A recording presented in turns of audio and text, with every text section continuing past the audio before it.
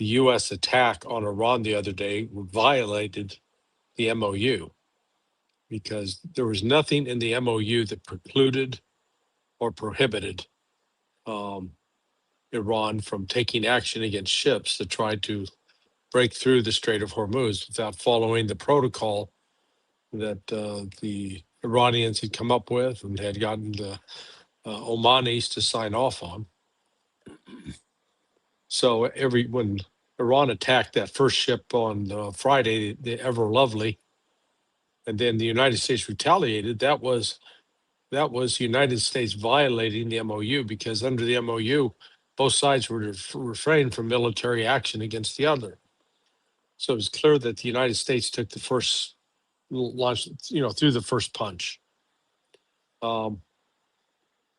So despite that, it's still, I think from my own perspective, that would have blown up the MOU for me and we'd be done with it. But apparently the United States decided today not to retaliate any further. The U.S. backed off, which is, that's a good sign.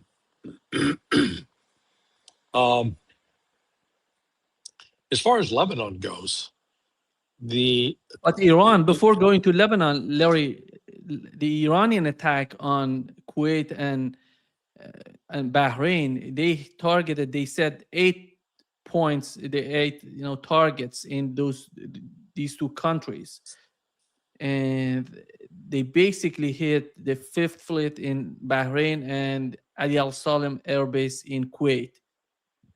I don't know. They said highly populated. Do they have any soldiers there? Look, these again. The Iran, excuse me. Iran launched a bigger retaliatory strike on Saturday compared to what it did on Friday. That said, it was still not a massive attack, and it did not destroy key U.S. assets. It was, again, turns out more symbolism than substance. Similarly, the U.S. attack on Iran was more symbolism than substance, once again. And that, I think, explains why here we are today. It's now probably 2:30 a.m. in the morning, or 2:45 a.m. in the morning in Tehran, and U.S. is not attacking it.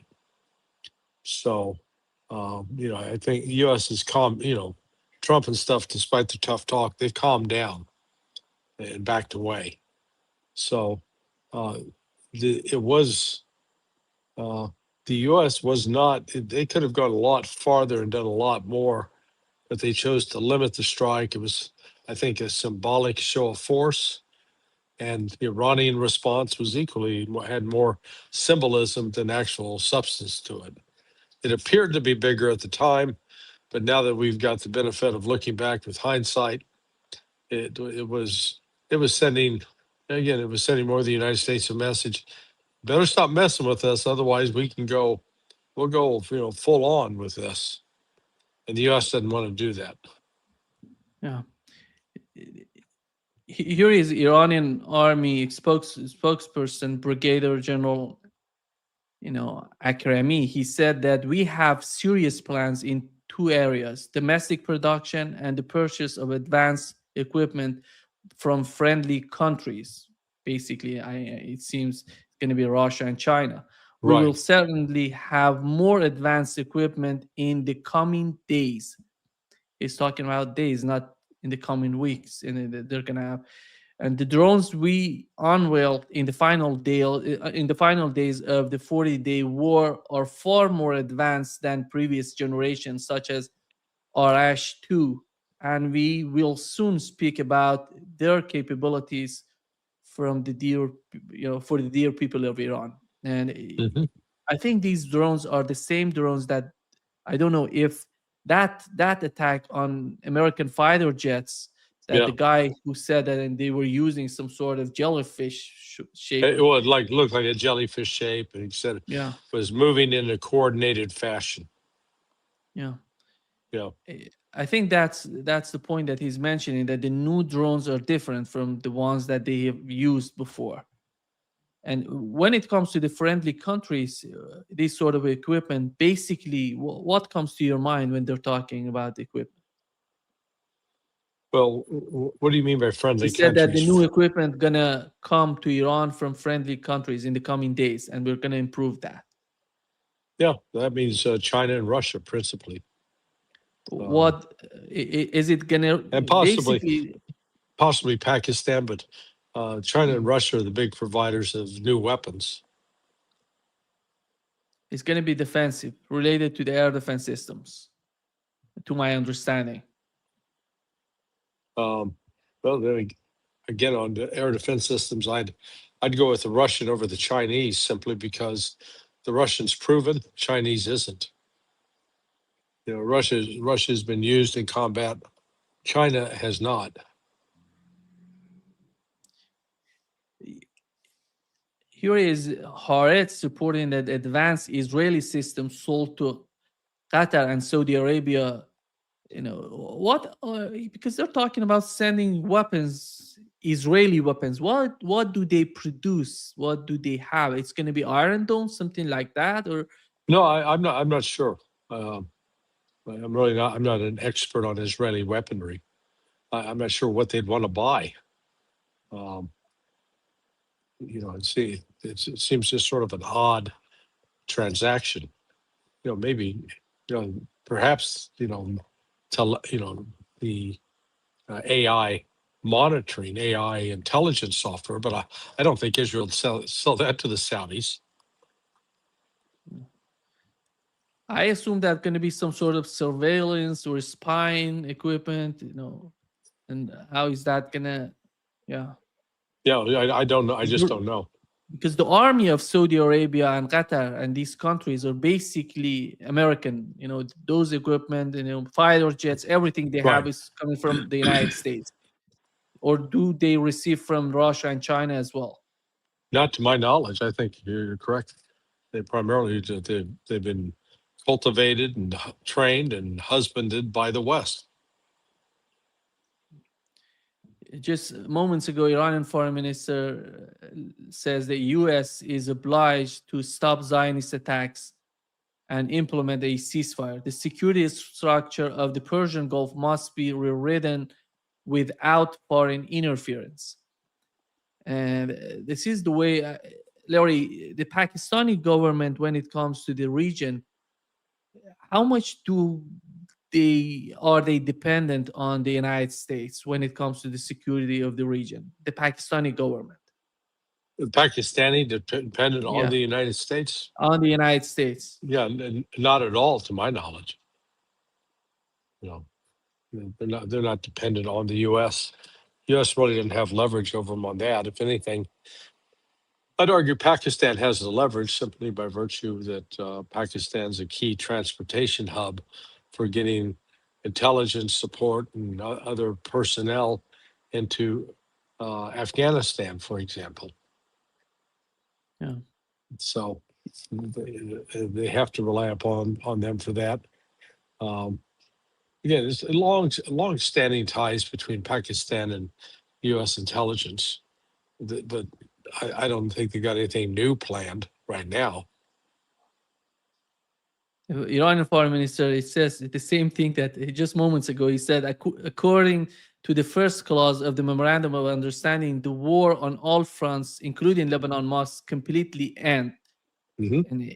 And it is regrettable that the Zionist regime continues its attacks, while according to the commitments accepted in the memorandum of understanding, the direct responsibility to stop these aggressions, you know, the commitment is the United States has decided, they said that we're going to stop that, but you don't see any sort of pressure. As we talk, they were attacking Lebanon Right. today. Well, there's no, the MOU is not a legally binding document. Therefore, it's more like a suggestion. But Israel and Iran can both learn to ignore the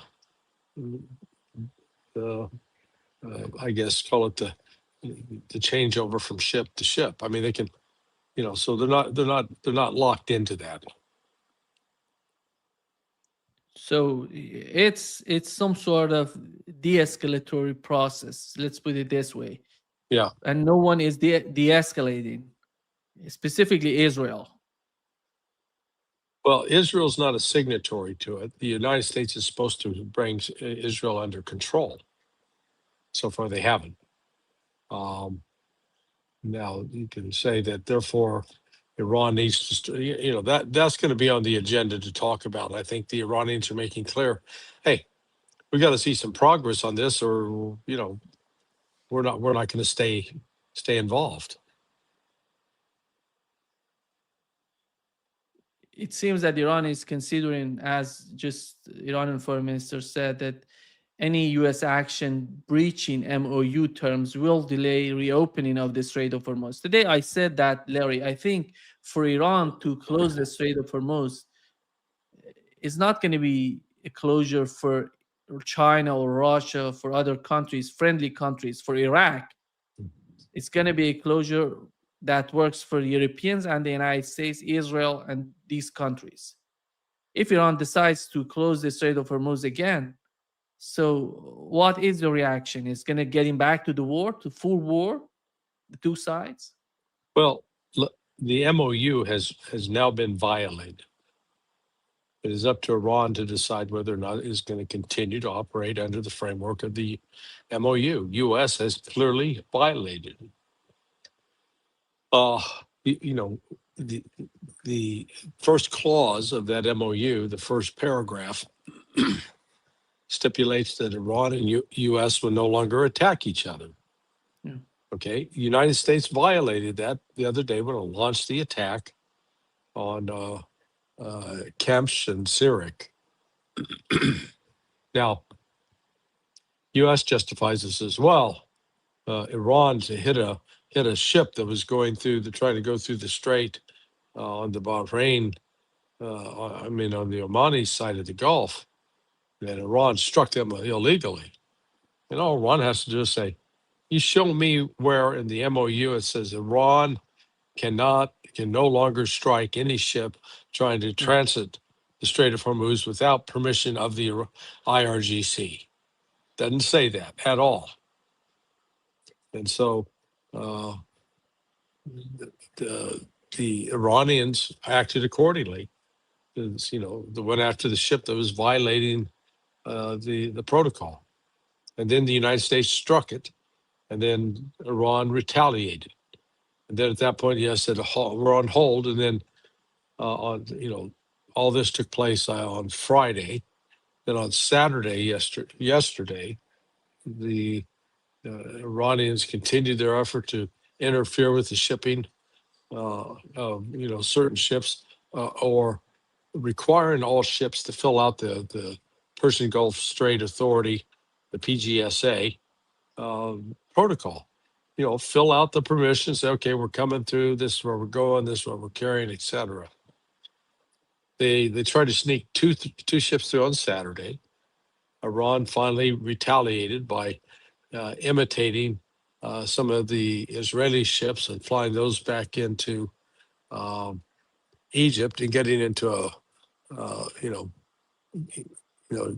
a massive fight. So this, what you're looking at here with respect to the Gulf, Iran is saying we're going to hit you, and then we will retaliate accordingly. But so far it's been, let's call it military political theater. I thought yesterday that Iran was going to strike the bases from which the flights that hit Iran originated. They did not.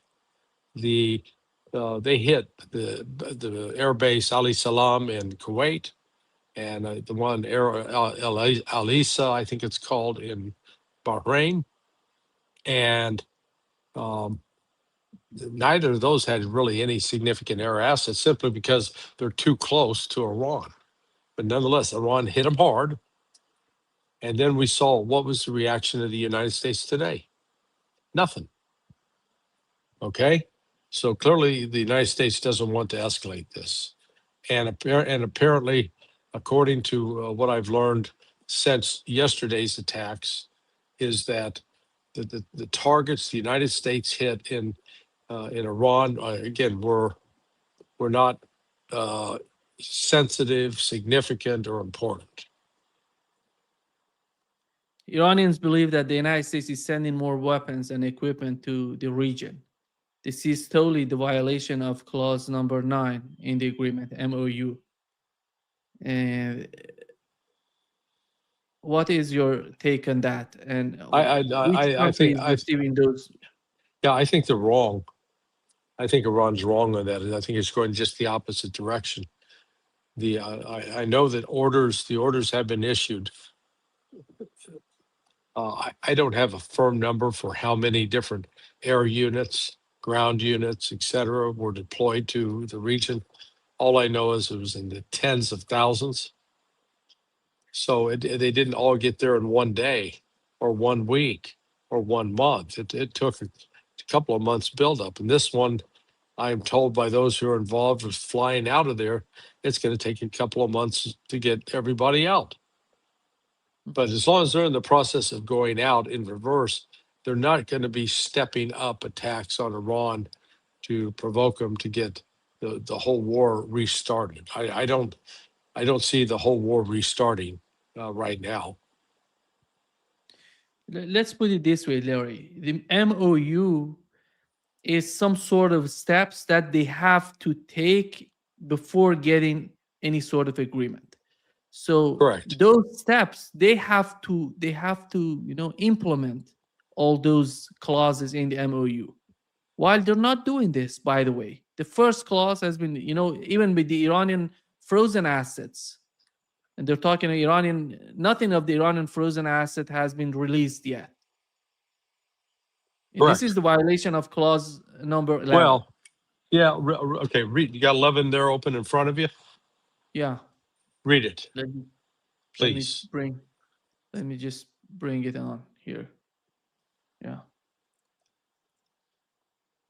Number 11. It's the U.S. undertakes to make fully available for use the frozen and restricted funds of Iran upon the implementation of this MOU. The United States and Iran will mutually agree on the procedure related to the release of these funds during the negotiations. Right. So did it say on day one when we signed it, when Donald Trump signs it, you have to release it? Nope, didn't No, say that. nothing. It left it vague. very vague. Yeah. So it says you can't. How can you violate something that's vague? No. So this is Okay. This is why. This is why if you're going to write that and say, man, you want your frozen assets released. If Ron was dead ass serious about it, it should have said, okay, 10 days, 20 days, 30 days from the signature of this MOU, the United States will release 100%, 80%, 50% of the funds that are frozen. That's how it should have been written, something like that. And I was said after signing this agreement that the United States is obligated to produce 25% of the funds by June 20th. The additional 50% of the funds is due to be released by July 1st, and the remainder will be released on July 7th.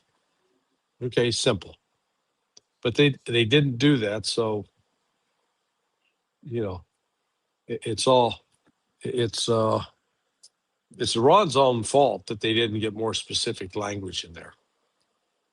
Yeah, but they're not trying to achieve that. There is no, with the case of the Strait of Hormuz, the way they're trying to force this UK, I don't know, this organization in UK that is giving the path, the routes in the Persian Gulf to be used, and they're giving false information to the tankers, to the ships. That's why that was one of the main Who's reasons. given? You mean the United States? No, United Kingdom. Oh yeah, is yeah.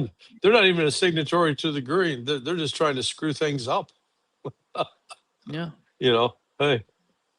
because maybe these tankers didn't know which route is correct, which one is, they can use Oh, this and that. no, dude, no. They knew that the protocol is file your application with the IRGC and then follow the directions of the IRGC. Instead, they decided we're going to follow the United Kingdom and the West. We're going to tell the Iranian Revolutionary Guard Command to go screw off, which they did. And then they've now discovered the consequences for telling them to screw off. And what are those consequences? They got shot at, and then they got turned around. No. Here is, Larry, what Mike Waltz said, the U.S. ambassador to the UN, about the Strait of Hormuz. Point on that. That's not just the United States. That's the entire. Yeah, let me just, it seems. More point on that. That's not just the United States. That's the entire international community. A UN record, 143 nations have agreed with us that this is in violation of international law. Even the Chinese government has said you cannot be taking tolls or fees. Iran was apparently relying on Oman across the waterway to help it set up this new infrastructure. And now Oman, just yesterday, has rejected the idea of tolls or fees. So they're completely isolated here. President Trump's not going to stand for it. And meanwhile, we continue to move ships out by the dozens every day. And world oil prices are not just stable, they're dropping. So Iran's attempt to hold the world hostage and their economies hostage are completely failing. Yeah. That's just a big lie. It's an absolute flat out lie. Dozens of ships. The ships that have moved out of the Persian Gulf have come out under basically ships that are headed to Asia, and they are carrying Iranian oil. That's it. I'm sitting here, I'm looking at the real-time marinetraffic.com. Everybody is welcome. Go pull that up, take a look. Yeah. The last ship to come out was apparently is either an Iraqi or Iranian ship called the Kemba or called the Neshat. And its destination says is Kemba. Let me look that up. Yeah, here is the photo, Larry, that shows, that compares, for example, June 26th, 2 days ago. You see the passage of these ships in the Strait of Hormuz. It's something like 40, 50 tankers a day, something like that. Yeah, no, it's see that they said it's not even comparable to what it was in June. Yeah, it's not even close. No. And so Iran is effectively closed the strait. Yeah, that's they're trying to say that. I think the whole process of negotiation is part of this sort of scam of manipulating the market. Because where are we with the MOU, Larry? Just to be honest, before MOU being signed and today, what is the difference? It's been violated. So they're going to continue. They've still got areas to negotiate with. The only thing that we, look at it from Iran's standpoint. What has Iran gotten out of this? One, the U.S. has lifted its blockade. Two, the U.S. Navy is no longer actively trying to stop or shoot at Iranian ships. Three, Iran can sell oil to whoever it wants. Four, Iran's getting money via Saudi Arabia and Qatar, $12 billion that the United States is supposed to pay, and those countries say, "Look, we'll front you the money here, we'll give it to you." So I think Iran's actually in a pretty good position right now, It's the United States is desperately trying to figure out, what do we do?